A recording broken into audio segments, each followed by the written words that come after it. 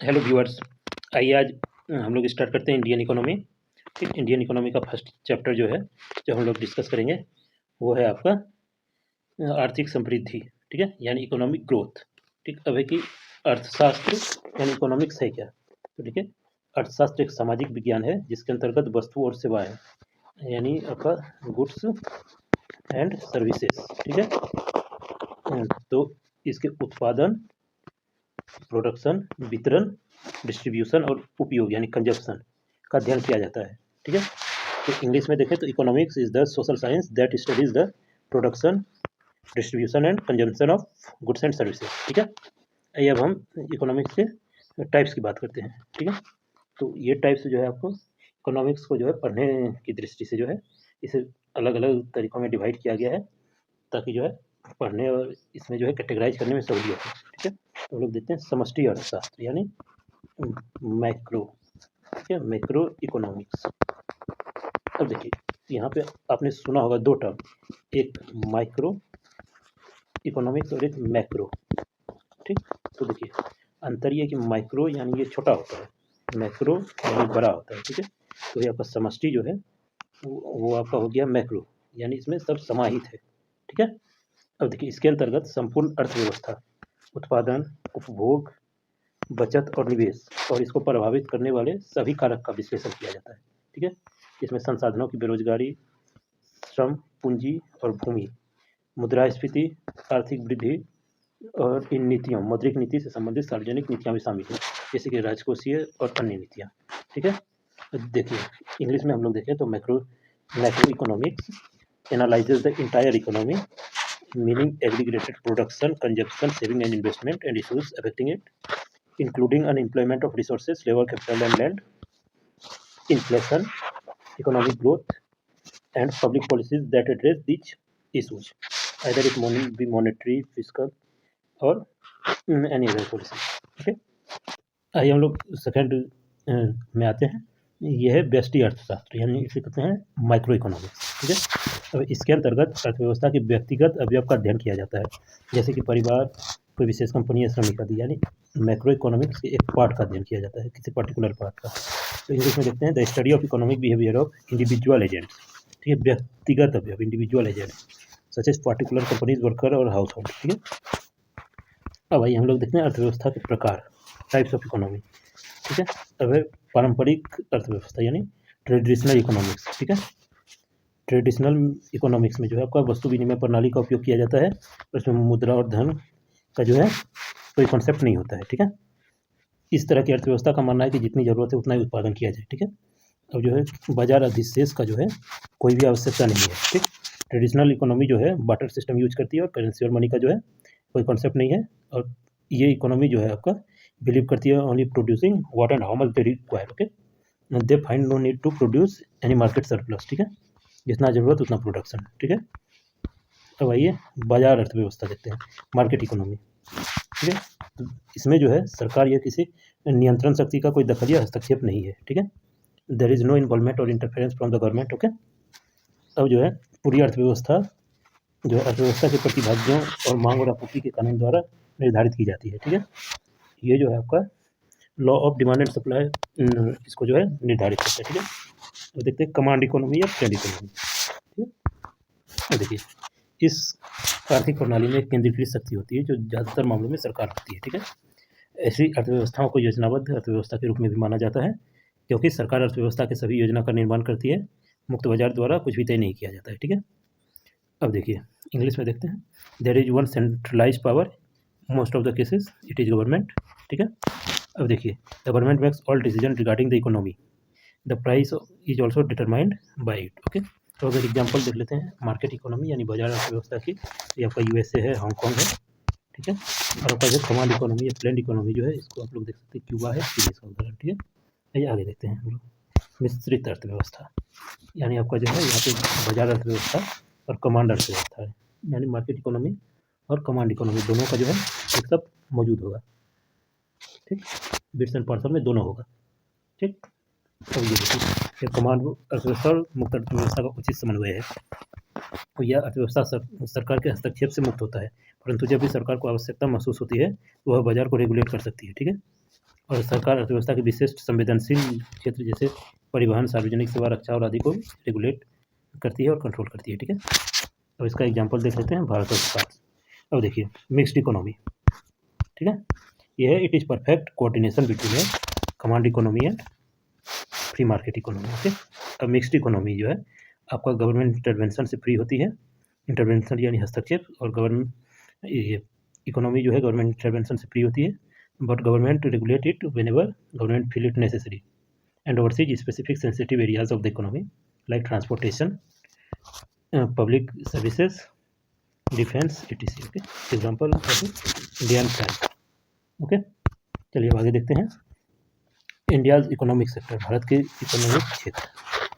अब देखिए एक्टिविटी के बेसिस पे, कार्य के बेसिस पे, ठीक है, और दूसरा वर्क कंडीशन के बेसिस पे, इसे आगे डिस्क्राइब किया गया है। तीसरा है जो एसेट ऑनरशिप, यानी कि ये जो है आपका एसेट को बोला जा सकता है पूंजी संपत्ति, संपत्ति के जो है ऑनरशिप यानी मालिकाना हक के आधार पर। ठीक है, तो देखिए काम के आधार पर प्राइमरी सेक्टर है, ठीक, सेकेंडरी, टर्शियरी, क्वेटरनरी और क्वीनरी। ठीक है, और वर्क कंडीशन के बेसिस पे ऑर्गेनाइज्ड और अनऑर्गेनाइज्ड। अब है आपका जो है ऑनरशिप के बेसिस पे पब्लिक और प्राइवेट। ठीक है, आइए तो इसको हम लोग डिटेल में पढ़ते हैं। ठीक है, सेक्टर्स ऑफ द इकोनॉमी है ना, on the basis of activity of nature. ठीक है, on the basis of nature of activity, तो जो है इसको जो है गतिविधि के आधार पर जो है तो 3 भागों में बांटा गया है। तो आपने वहाँ पढ़ा 3 और यहाँ पर रहे 5, आपने ऊपर पढ़ा 5 और यहाँ पर रहे 3, तो वो कैसे वो भी आगे मैं डिस्क्राइब कर दूंगा। वो जो 5 है उसमें जो है आपका ये ऊपर देखिए, ये जो आपने पढ़ा टर्शियरी पढ़ा, इसके बाद क्वेटरनरी और क्वीनरी पढ़ा। तो अगर बेसिकली हम लोग देखें तो ये आपका क्वेटरनरी और क्वीनरी जो है वो टर्शियरी का सबसेट है। ठीक है, लेकिन अब जो है प्रैक्टिकल इकोनॉमिक्स में जो है हम लोग इसे अलग जो है टाइप के रूप में भी डिस्क्राइब कर सकते हैं। ठीक है, अपने सहूलियत के हिसाब से। तो इसलिए आपको जो बेसिक यहाँ दिया गया कि बेसिकली इसे 3 भागों में बांटा गया है, इन 3 पार्ट्स बेसिकली, बट अभी जो है सहूलियत के हिसाब से आगे हम लोग इसे 2 सबसेट है इसके, इसे भी अलग हम लोग पढ़ते हैं, इसलिए टोटल ये 5 हो गए। ठीक है, आइए आगे देखते हैं। आपका है प्राइमरी सेक्टर यानी प्राथमिक क्षेत्र।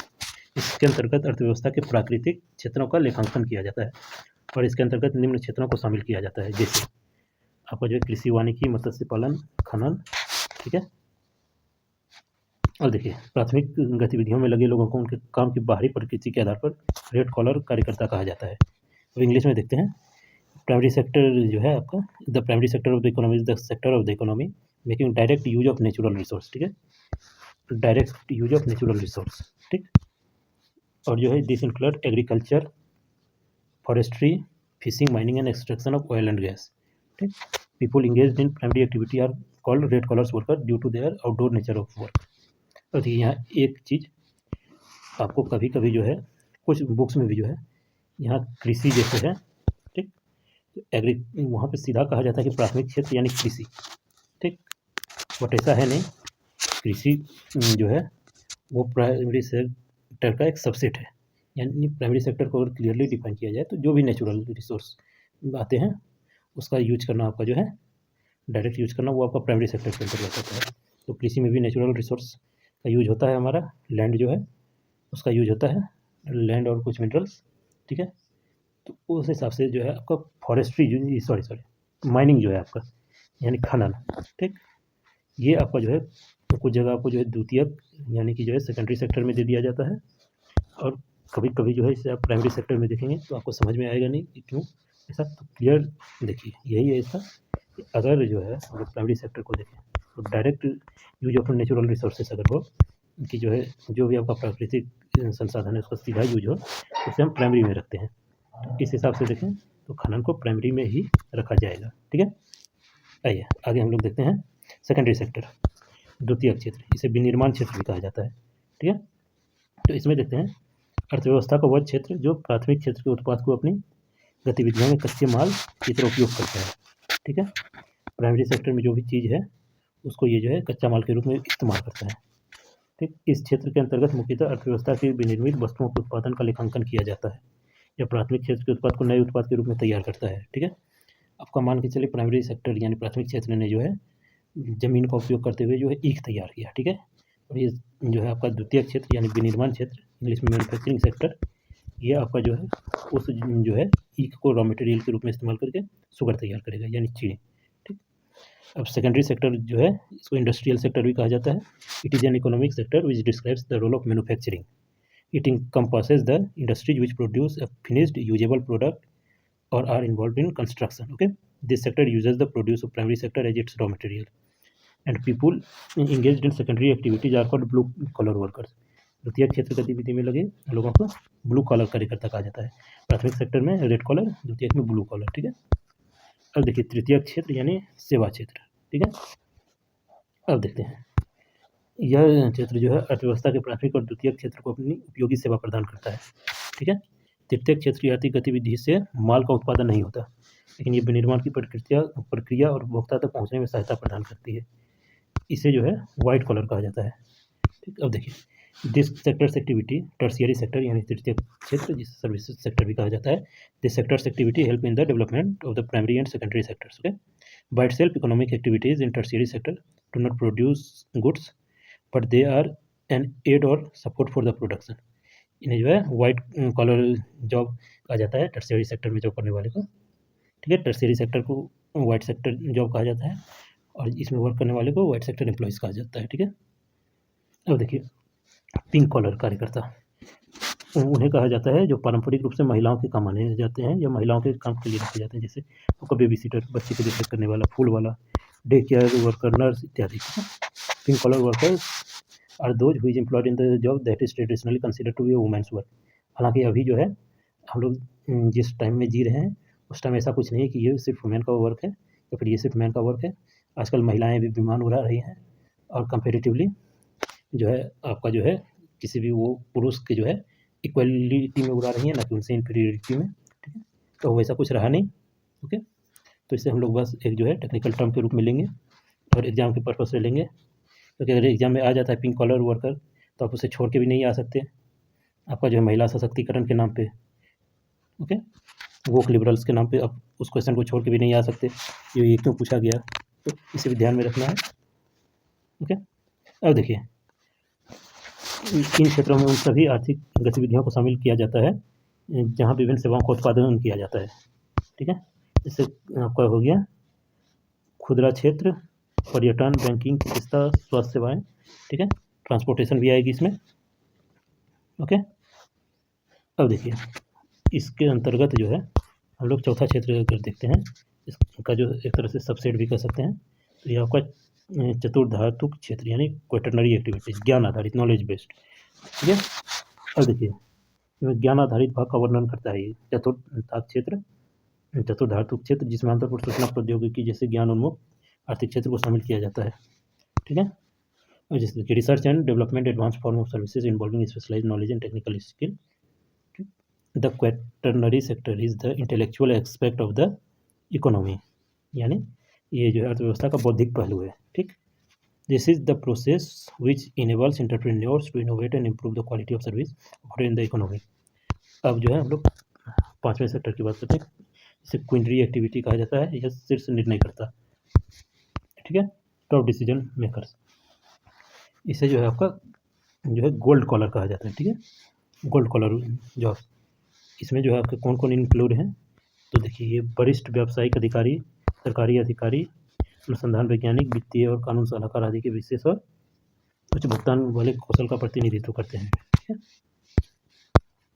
अब देखिए यह हो गया आपका refer to as gold collar professionals, they represent another sub division of tertiary sector, okay, representing special and highly paid skills of senior workers, business executive, government official, etc, okay. ये तो आपके आ गया नेचर ऑफ एक्टिविटी के basis पे डिवीजन। अब अगर जो है हम लोग वर्क कंडीशन के बेसिस पे डिवीजन करें यानी कार्य क्षेत्र के आधार पर, तो देखते हैं कार्य क्षेत्र के आधार पर एक संगठित क्षेत्र यानी ऑर्गेनाइज्ड सेक्टर और दूसरा आपका है असंगठित क्षेत्र यानी अनऑर्गेनाइज्ड सेक्टर। नाम से ही जो आपका स्पष्ट है, संगठित यानी संगठन, यानी एक जो है स्ट्रक्चर जिसका होगा, प्रॉपर सारा कुछ होगा, समझे, एज ए ग्रुप एक तरह से देख सकते हैं, तो वो संगठन हो गया। और असंगठित यानी इक्का दुक्का, ठीक है, तो वो आपका असंगठित हो गया, अनऑर्गेनाइज्ड, जो प्रॉपर वे में नहीं है, ये आपका जनरल टर्म हुआ, ठीक है। अब आइए हम लोग जो है इकोनॉमिक्स के पर्सपेक्टिव में इसको देखते हैं कि क्या कहना चाहता है। ठीक है, अब देखिए इकोनॉमिक पर्सपेक्टिव और जनरल टर्म में अंतर समझिए। अब यहाँ पे देखिए, आप अगर बेरोजगारी बोले, ठीक, बेरोजगारी, तो आप लोग सीधा देख रहे हैं, ये सोचते हैं जिसके पास नौकरी नहीं है वो बेरोजगार है।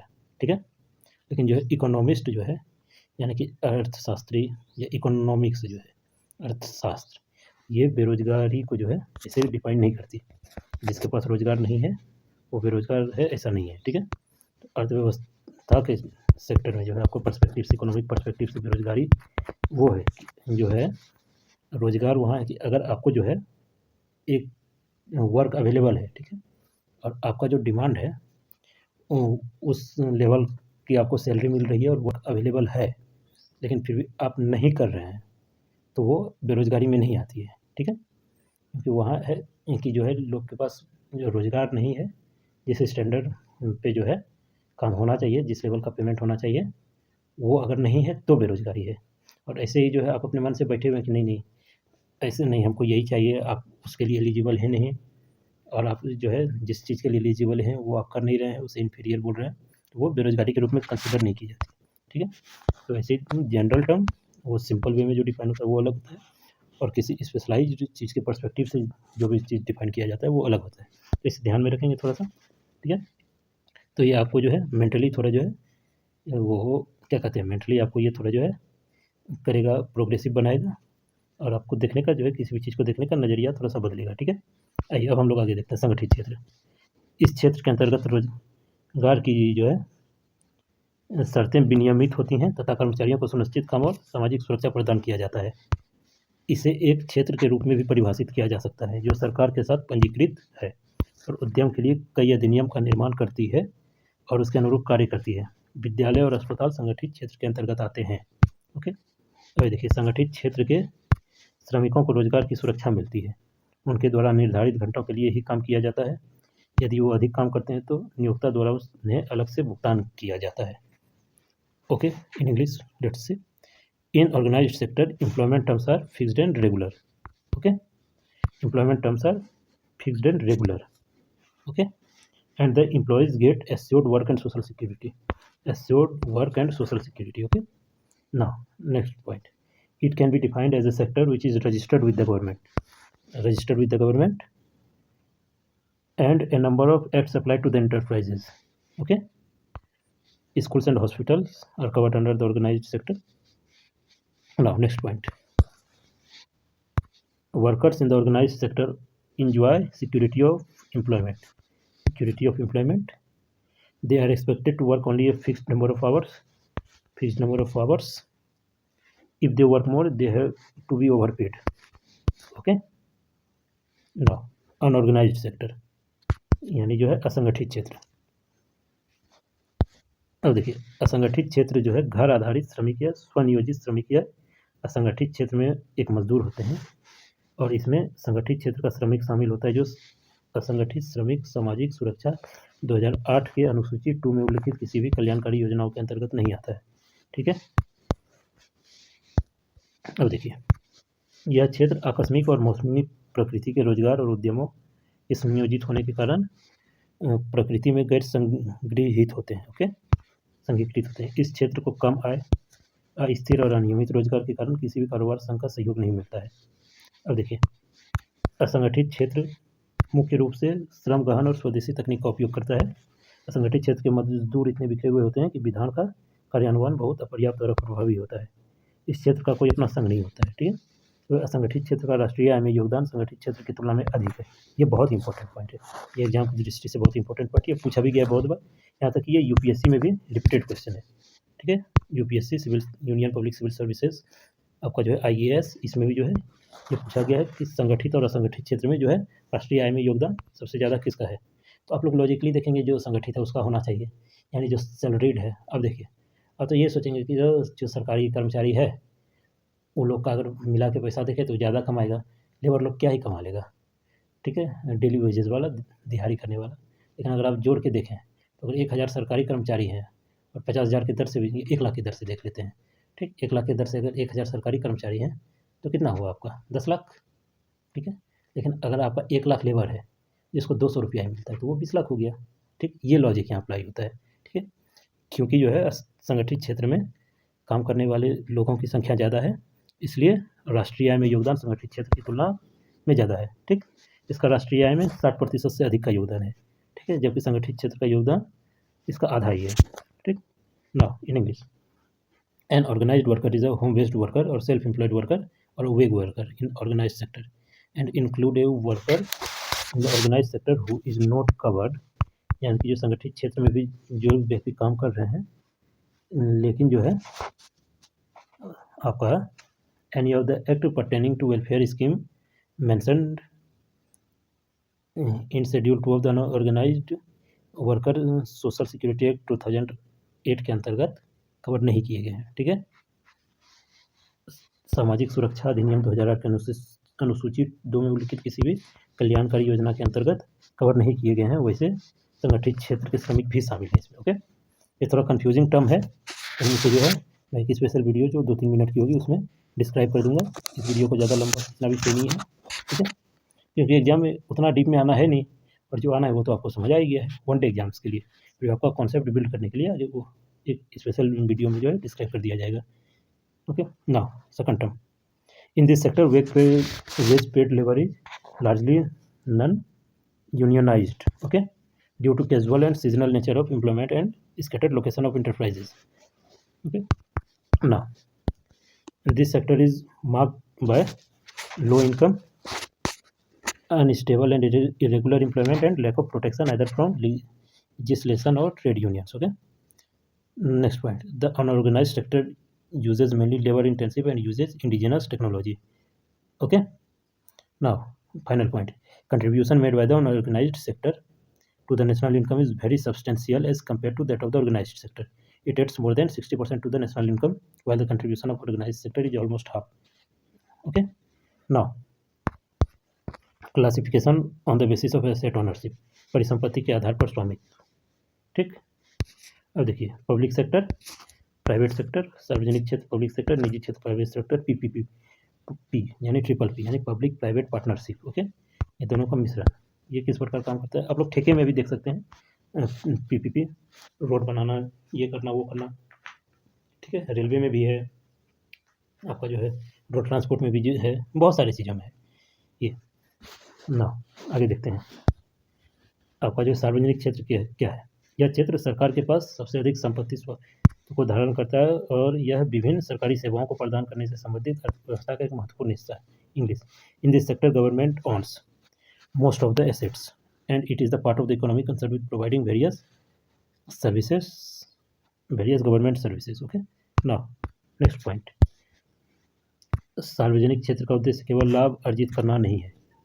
The purpose of the public sector is not just to earn profits. Governments raise money through taxes and other ways to meet expenses on the service rendered by it. Okay, अब देखिए यहाँ ये भी है कि अगर उद्देश्य केवल लाभ अर्जित करना नहीं है तो है क्या।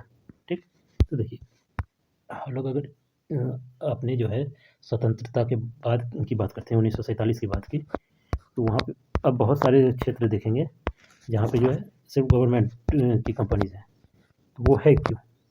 बेसिकली गवर्नमेंट कभी उतरना नहीं चाहती थी बिजनेस में, लेकिन कुछ ऐसे हैवी इंडस्ट्रीज थे और बहुत सारे सेक्टर थे जिसमें या तो गवर्नमेंट का आना मैंडेटरी था, ठीक, या फिर अगर गवर्नमेंट नहीं आती तो जो है दूसरे प्राइवेट सेक्टर के लोग आ नहीं पाते, क्योंकि उसमें लाभ ज़्यादा नहीं था, लागत बहुत अधिक था, और उस टाइम जो है कोई सिक्योरिटी भी नहीं थी कि इन्वेस्टमेंट का कोई लाभ होगा।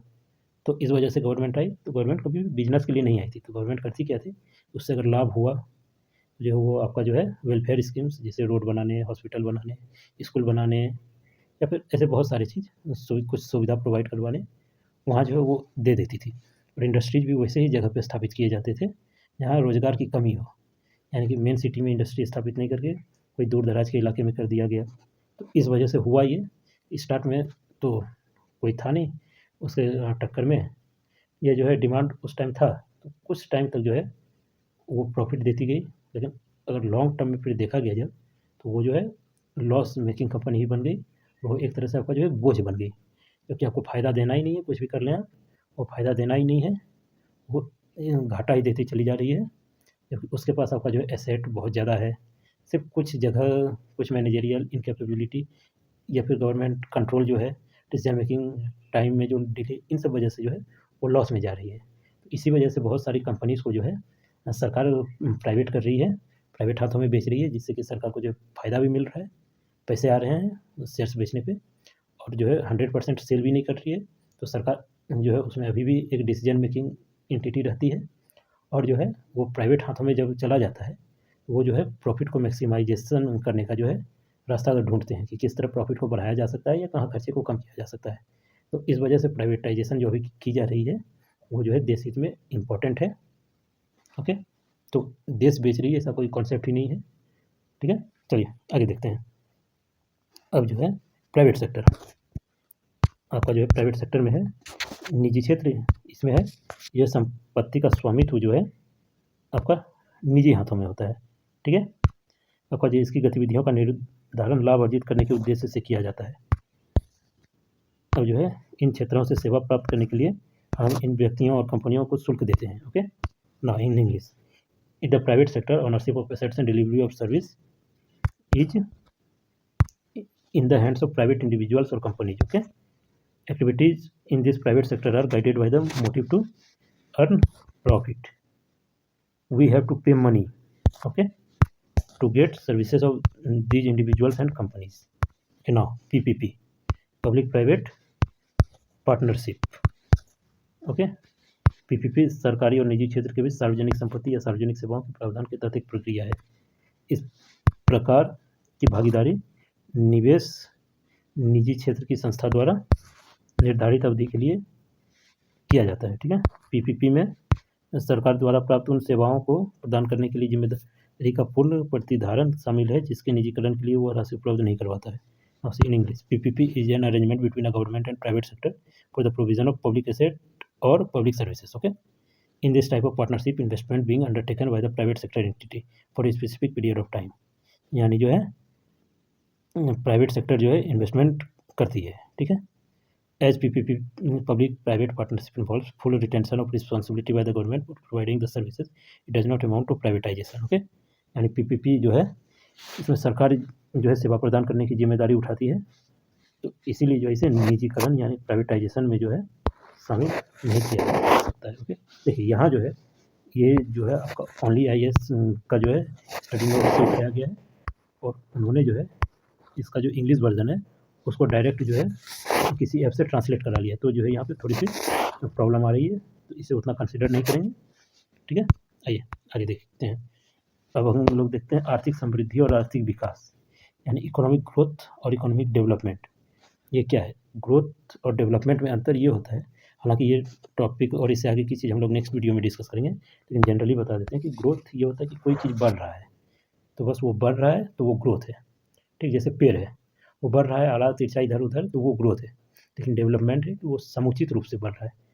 आप अगर शरीर का बात करें तो 3 ईयर्स में हम लोग देखते हैं जैसे किसी भी, चाहे वो लड़का हो या लड़की हो, बॉडी में ग्रोथ होता है, लंबाई में वो बढ़ते जाता है। ठीक है, तो अगर आपका ग्रोथ के साथ जो है अगर ये है कि आप लंबे होते जा रहे हैं, तो इतने लंबे हो गए कि बहुत ज़्यादा ही पतले हो गए, ठीक है, तो वो ग्रोथ तो हो रहा है लेकिन वो प्रॉपर डेवलपमेंट नहीं आ रहा है। बॉडी और आपका जो है हाइट और मास का जो है वो प्रोपोर्शन ठीक नहीं है। तो लेकिन अगर वो प्रोपोर्शन जो है अगर आपका ठीक है, नॉर्मल है, तो आपका डेवलपमेंट है यानी समुचित विकास जिसे कहते हैं। और ग्रोथ इसकी सिर्फ बढ़ रहा है, किसी भी तरह से बढ़ रहा है। तो ऐसे किसी भी चीज़ में देखेंगे तो किसी भी तरह से सिर्फ बढ़ना वो सही नहीं होता है, वो समुचित विकास जब भी होता है तो वही ठीक है। तो ये टर्म जो है इकोनॉमिक पर्सपेक्टिव से हम लोग आगे पढ़ेंगे, और जो है आगे कुछ और चीज़ें हैं जो नेक्स्ट वीडियो में कवर की जाएंगी, जैसे ये आपका जो है कुछ टर्म के डेफिनेशन, आपका फिर ऐतिहासिक विकास कर्म की कैसे क्या डेवलपमेंट हुआ, फिर CSO जो इम्पोर्टेंट जो है गवर्नमेंट एंटिटी है।